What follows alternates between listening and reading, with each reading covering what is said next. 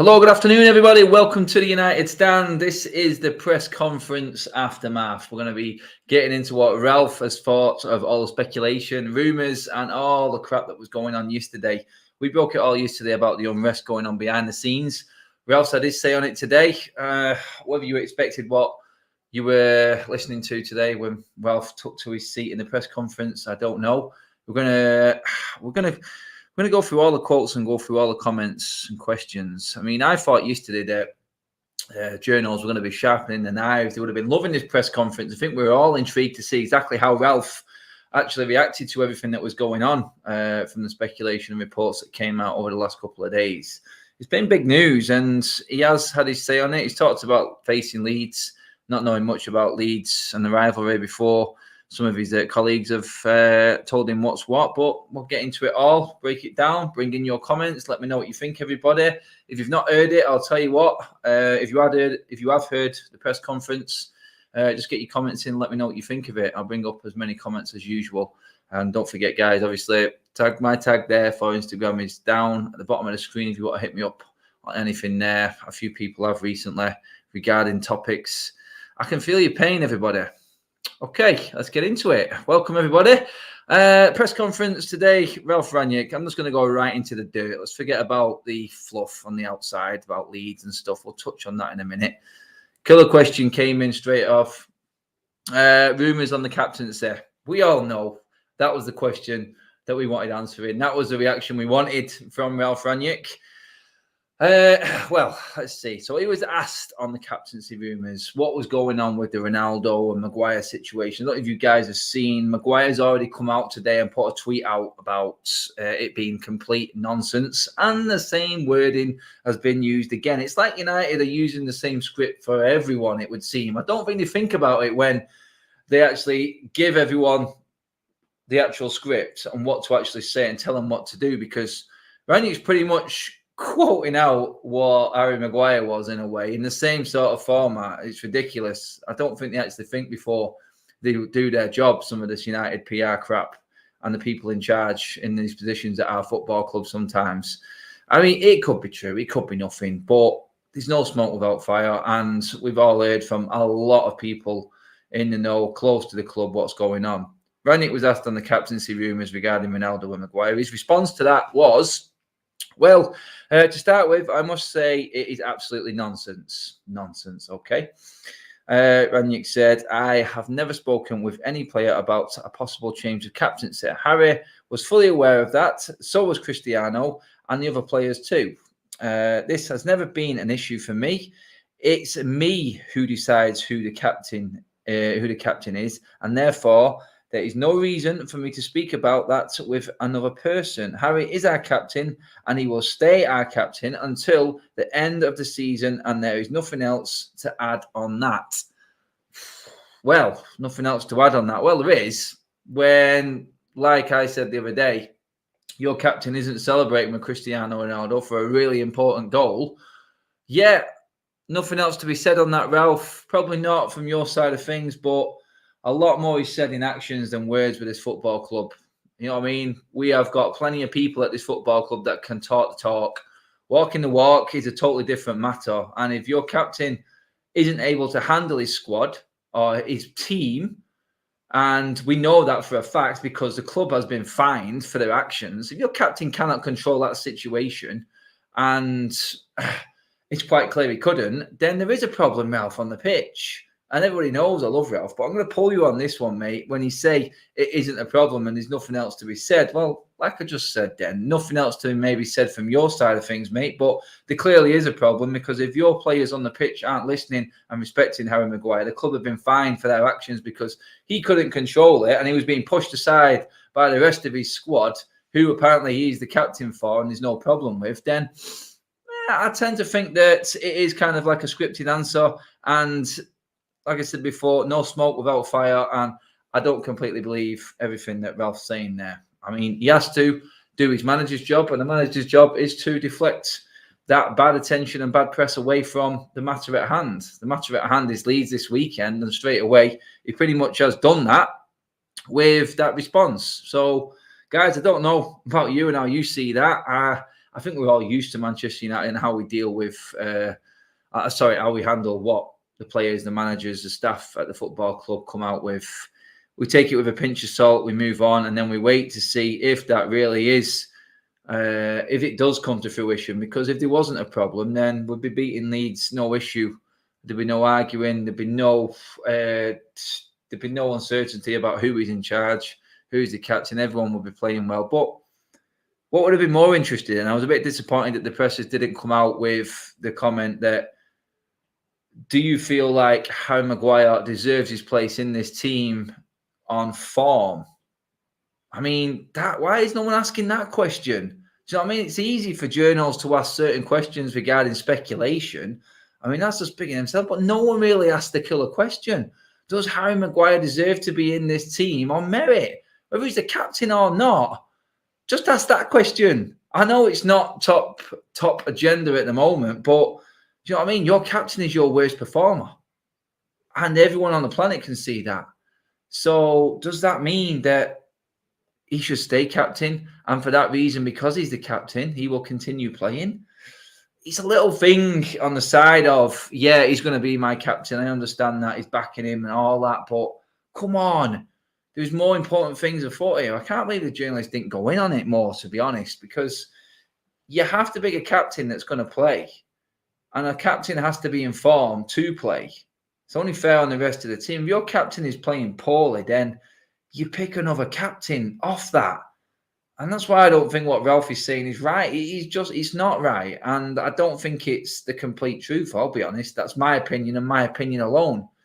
Anyone else can have theirs, and you may see it differently to what I do. But for me, there's more to this, and I'm not having that. The wool's not being pulled over my eyes personally, anyway. But guys, say what you want to say. Matt Dolby in with a super chat. Cheers for that, mate. It's like the Ollie sacking. Club will back him until the situation is so bad they can't, leaving them looking like idiots again. Yeah, probably right there, Matt, to be honest, mate. It is like that. The club will back their decision. It is exactly that, isn't it? It's just covering up the little cracks that are there that have been opened up this week by the media. The media have done their job. They've found information out. They've got leaks. They've got the source. We know that Harry Maguire is kicking up a stink. We know it. We've seen it on the pitch. And the only reason I go in strongly on this is because of what I see on the pitch, like I said in the show the other day. You know what I mean? If he is not celebrating a goal with his team, if he's not able to control his team in a situation, a red card at home against Brighton, he should have been going, lads, this is Manchester United. Calm your asses down and go back to your positions. We don't need to be screaming at a referee to get a Brighton player sent off.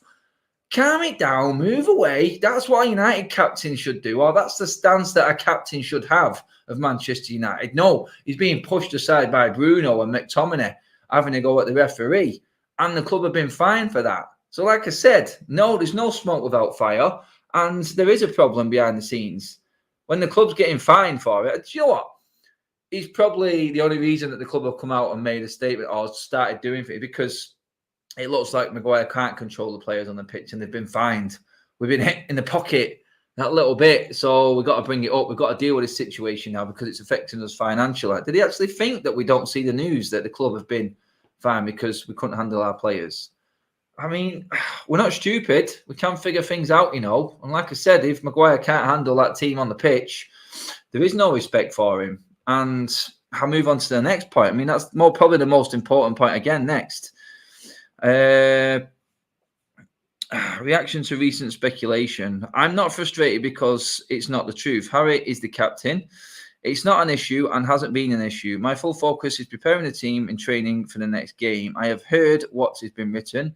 Can only tell you from personal experience there were players unhappy until the close of the window because the squad was too big and the players weren't getting game time. The atmosphere in the dressing room is better than it was a few weeks ago.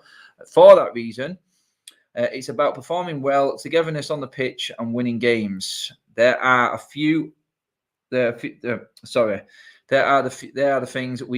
things we can influence. Sorry about that, got tongue twisted there. They are the things that we can influence. So break that down. We had an unhappy squad because players weren't getting game time. Okay, let's break this down. So, according to Ralph Rangnick, before the transfer window, this is when the bad blood was there. There was a bad atmosphere because there were players who weren't getting game time. Okay, so who would that be?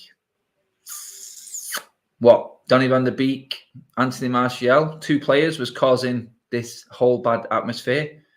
Because correct me if I'm wrong, they're the only 2 that have left.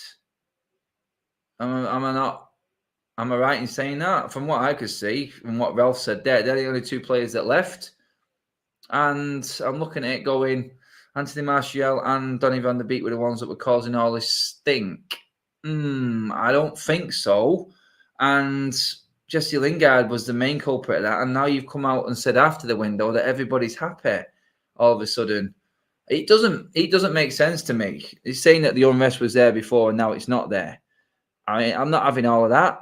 I'm really not having that. I'm looking at it going, yeah, you could say Ahmad. Yeah, but he wasn't. You think Ahmad's going to kick up a stink? He wasn't a player that was looking at games. That's what I meant, people, by it. I know who left. I know which ones went on loan, but I can't really class Ahmad as a first-team player. He was never really knocking on the manager's door. He was just coming through in his career. It was Donny was the problem. Lingard, Martial. Lingard's still here, so a problem is still here. And for me, that's not gone away. That's not gone away. And you look at it and go, what Rangnick said there in terms of the unrest in the dressing room. I've seen Fred come out with his post as well recently. It's funny how they've all come out exactly at the same time, isn't it? It's so poor. Even how the PR team are scripting things, and we know that's bad on its own, but the timing and the way that's run these days is pathetic from this football club. Not having it at all, to be honest. And Ralph can say some things. I'd rather him stick. And to be honest, it's not fair on Ralph to have to deal with this crap. He's been told what to say because he's not a permanent manager. And to be fair to him, he's going to have to say what he's been told to say in this situation, isn't he? All he wants to do is come out and talk about Leeds and tactics and football. Like he just said then at the end of that statement, it is the only thing that they can influence. He's going out as a team, working on the pitch and getting the result. The only way that all this goes away is if United start winning and start winning well. Otherwise, the speculation is never, ever going to go away. I don't expect it to go away, and it's not going to go away anytime soon because the next time a poor performance comes in, they're going to be all over it again. They're all over it again. And I don't care what happens. Forget about what happens on the training ground and in the dressing room. It's what happens on the pitch. Because the changing room can be the happiest place in the world. And let's not forget, this was a summer camp when Ollie was there. And you know what I mean? Everyone's happy. Everyone's loving life while Ollie's there. He even managed to convince Donny van der Beek to stay in the summer. So you look at it now, all of a sudden, Ralph's come in, everything's changed. People are unhappy because he's upset the apple cart. He's gone into their house. He started to move furniture around. They don't like the position of that. They can't see the TV and same from that angle. They don't like the configuration. And they started throwing toys out the pram. That's basically what it is. That's what's happened. Manchester United off the pitch. Yeah, you can tell us it's happy and it's nice. But honestly, the fans are not sat around paying stupid amounts of money to watch you train and have a laugh and be on that winning team picture on Instagram and Twitter every single week. We're paying mud money to watch you go out on a Saturday, Sunday, Tuesday, Wednesday, Thursday, Friday, at any god kickoff time with United, God knows these days, and actually earn your money. That's what we're looking for. So what we can judge things off, and people may have a go at fans for speculating, talking about things that they may not know about. One thing we do know about is what goes on the pitch. And that what Ralph said there. Nah, straight over my head. Don't care. Show me. I'll believe you if that team go out and play as one against Leeds and win the game on Sunday. Then I'll go, all right, Ralph, I believe. I'm sorry. Sorry for doubting what you said. But honestly, can you tell yourself you're confident that this team is going to go out and do that? Not me. Not me. I know what's coming at weekend. And we might as well get into what he said about Leeds now. Actually, on the Leeds rivalry, like I did touch on at the start of the show, Rangnick was asked that question. His response to that was, I didn't know that until a week ago. That's a bit of a concern. He's going to have to be prepared for what's coming because it's not going to be a nice atmosphere, I'll tell you that. I didn't know until a week ago, but most of my colleagues have indicated this is probably one of the biggest rivalries in the Premier League. And of course, I had those local derbies in Germany, Schalke versus Borussia Dortmund as one example. Our team has a lot of experience playing in that atmosphere, and it may raise their performance. It may raise their performance. No, it needs to raise their performance. Last year at Leeds, it was behind closed doors. Everybody prefers to play in a sold-out stadium rather than an empty one, and I'm looking forward to it. We are looking forward to it, mate. This type of game and this fixture needs fans in it. It's one fixture in the Premier League that definitely needs fans in it. We're doing a whole preview show on this Leeds United game tomorrow. But guys, just to let you all know, guys, I won't actually be going to the Leeds game. I won't pay the price of half a season ticket to go and watch this team. I have to draw the line somewhere. And yeah, that's exactly how much we are being priced. So think of a season ticket, half the value of it, and that's what some people will be paying to go and watch Manchester United against Leeds. I have to draw the line somewhere, and we're doing it a little bit differently this weekend. You'll get more information on that tomorrow, so do stay tuned to the channel for that tomorrow. That's just something that I just won't do. It's just beyond me. But yeah, tune in tomorrow. Pack show, pack day tomorrow, and loads of different stuff coming out. So we'll fill you in on that then. But on that Leeds rivalry, when he says a lot of players, well, a lot of this team are experienced in this sort of atmosphere, I'm looking at it and going, Cristiano is one. And in that team, there's no one else. There's no one else who, in that team for me, knows what the Leeds atmosphere is and what it's going to bring. It's the most hostile atmosphere. It's up there, the top three. I mean, I've listened to interviews with players, and they've always said, players said Leeds is the atmosphere. And when Man United come to town, I'm not going to go too deep into this. I'm going to save this for a special show on Sunday before the game. And it's one of them places that if you're not prepared, and he talks here, and this is what I think he's getting at in this next comment. It was asked the question of him, the importance of starting the game strongly, because this is where United, if we are going to lose this game against Leeds, this is where it will happen. The importance of starting the game strongly, very important. Against Brighton, we were struggling in the first half. No Sherlock to get the ball, but we must admit that Brighton did extremely well. Yeah, we know Brighton are a tidy team, but it's Man United at home. Yeah, standards and all that. This only changed in the second half when we took a risk and tried winning balls in their half. True, because McTominay did steal it off Basuma. Chance moment, and thankfully Ronaldo had the quality to make something of a ball just outside the box with 6 defenders around him. So yeah, definitely agree on that. This will be the same against Leeds, although they have a different approach. We will have to be proactive, true. It will be a different game, as will Atletico and Watford. I don't know why he's talking about them. There should be only one thing on his mind in this press conference and this weekend, and that's Leeds. If you start thinking ahead towards Watford, never mind Atletico, then you're going to lose the Leeds game. I'm sure he is. I'm just bringing that up because of the way he said that there in that comment, but I'm sure he is. And to be fair, you got to give him his due there. It does look like he has looked into it. He may not have known the rivalry. He sort of looked there, and what I'm taking from that is the fact that he's talked about how important it is to start the game fast and not be slow out the blocks against Leeds, because we will lose that game in the early stages if we aren't ready, because the Leeds fans will demand a proactive and attacking stance from the Leeds players. So United can take advantage of that, in my opinion. And we just have to be ready for it. If we're fully prepared, and he says in his press conference again today that Leeds are a team that play with the highest amounts of speed. So it is important for us not to allow them to play like that. Like I just said, that's exactly what I meant. We need to be prepared for the demand that atmosphere is going to put on the Leeds players. If we're ready for that, we shouldn't have a problem. Whenever they pass the ball, they're trying to increase the tempo of the game. Another thing, they're very man orientated. Okay, they play with a high amount of speed, momentum, tempo. We need to stop them doing that. Equally, they concede a lot as well. Only Norwich have conceded more. That's true, and that's where Leeds' weakness is.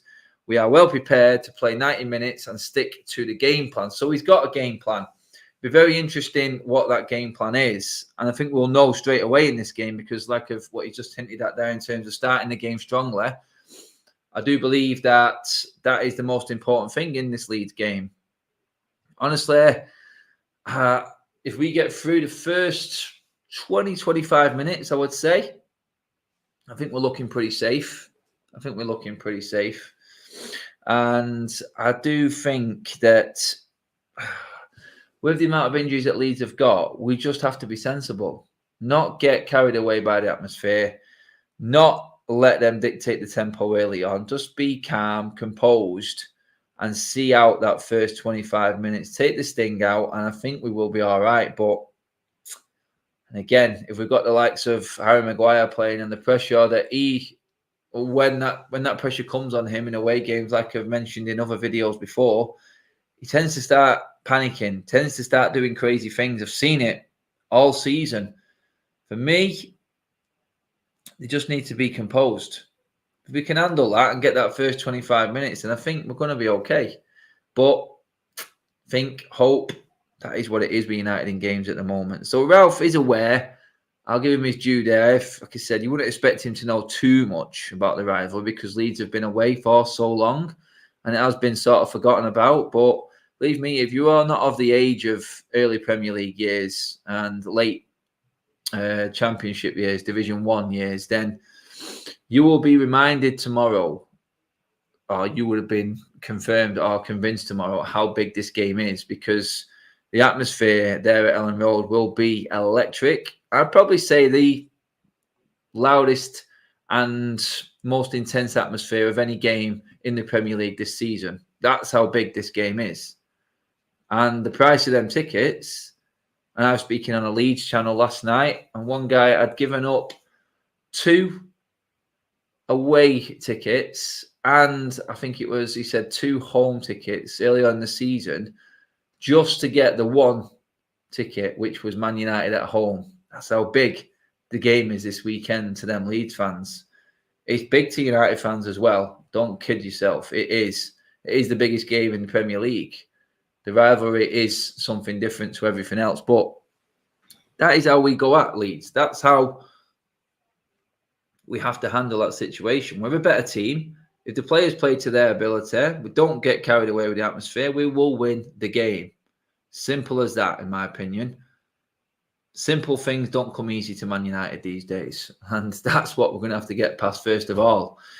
In terms of who plays, he was asked on the injuries. Obviously, that question always comes about.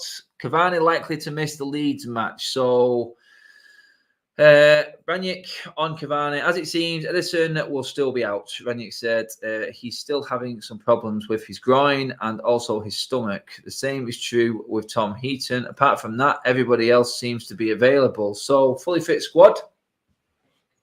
Dale says that it's not the biggest game. It is, mate. It is. To the fans, it is.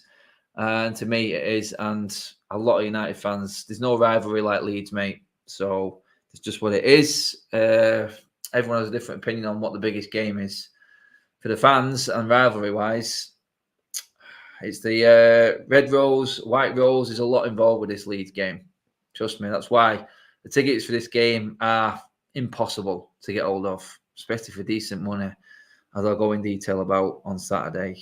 And that show will be on Sunday as well, guys. So stay tuned for that early doors on Sunday. Special show.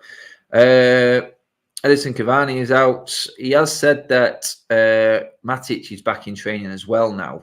Not quite there yet, but I was bringing up Matic the other day and I thought Matic, this was the sort of experienced type of player I thought you would want in this game. People will say the Leeds game in terms of players available, oh, you want the combativeness. You need to be able to fight and be physical like McTominay. And it's like, well, no, because then you're just dropping down to Leeds standard. You're playing their game. You go there with the players that can do more.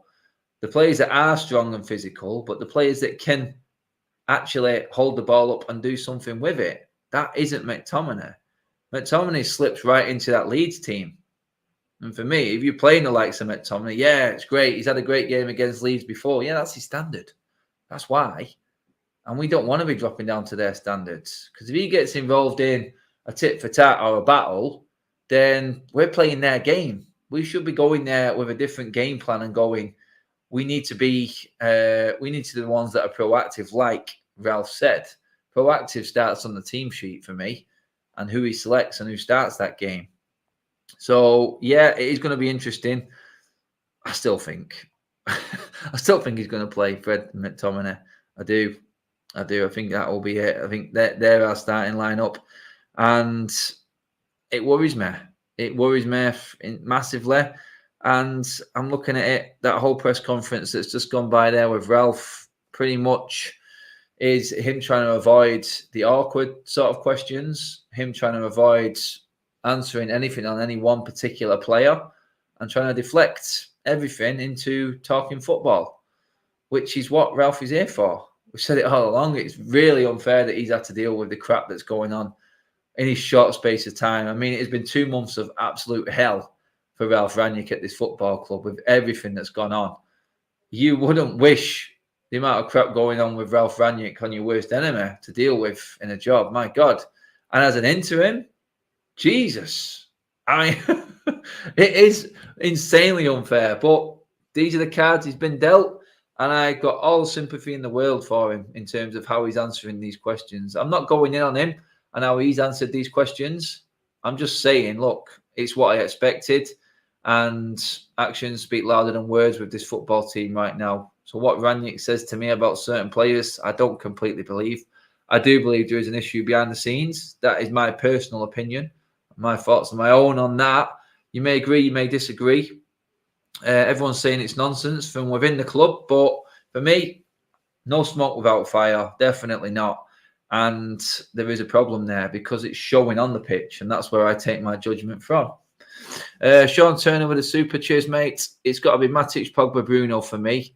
I'd take that team. That's the team that says we're going to dictate the game and dictate the pace. That's the team that says this is how we're going to play. We're not going to look how Leeds play too much. We're going to play our game more. Do give the video a like, guys, as well. Share the video and get your comments in as well when the video finishes and goes up on YouTube as well, everybody. Let me know what you think. And do hit me up on my Instagram tag there as well. DM me on there. DMs are always open. Adamatic31, that's me on Insta. Just catch me there. A lot of people have. And like I said at the start of the show, I can feel the anger and pain in everyone's messages. We're all the same, guys. We're all the same. Blame Ronaldo for Greenwood situation. Some of our fans are deluded, man. They do think Ronaldo gets. Do you think Ronaldo gets the armbands?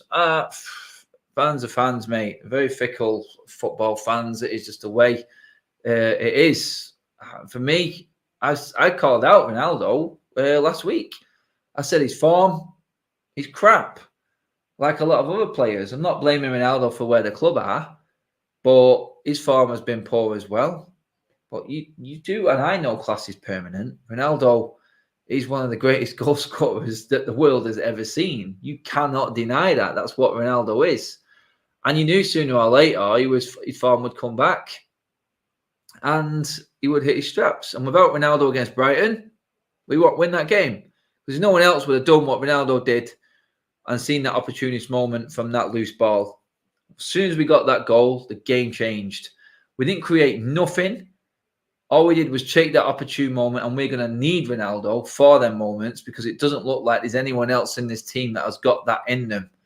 And it's clinging on to scraps, I know, and it's not what we should be talking about, but it's where we are right now. And the situation is we just need to get top 4.